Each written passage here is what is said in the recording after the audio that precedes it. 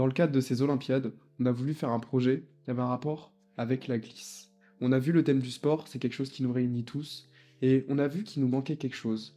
On connaît déjà des sports de glisse sur terre comme le skate, mais ça ne nous permet pas vraiment de recréer les sensations qu'on a au snow. On n'a pas ce mouvement de glisse latéral qu'on retrouve au snow.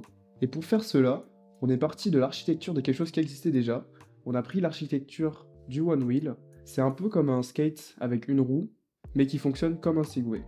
Il y a une roue motorisée et un asservissement en angle pour maintenir la planche à l'horizontale.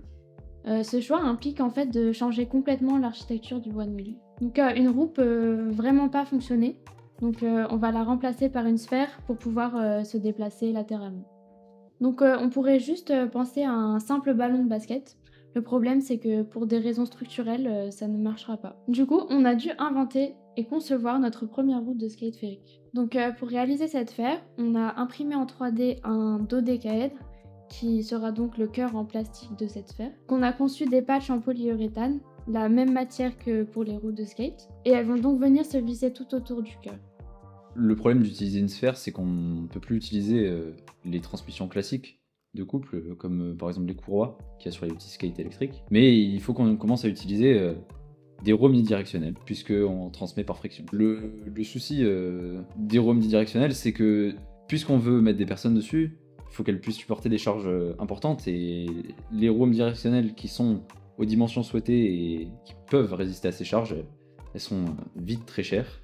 C'est pour ça qu'on a décidé de concevoir notre propre petite roue omnidirectionnelle, qui est aux bonnes dimensions, imprimée complètement en 3D, et avec certaines pièces, les petits roulements moulés en polyuréthane.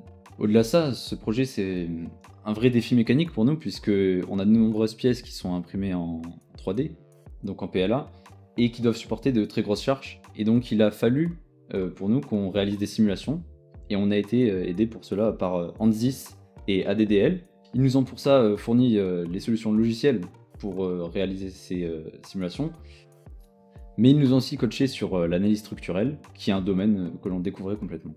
Ensuite, on a repris l'architecture du one wheel, qu'on a dû doubler, c'est-à-dire 2 moteurs électriques commandés en couple, à l'intérieur de 2 boucles d'asservissement en angle.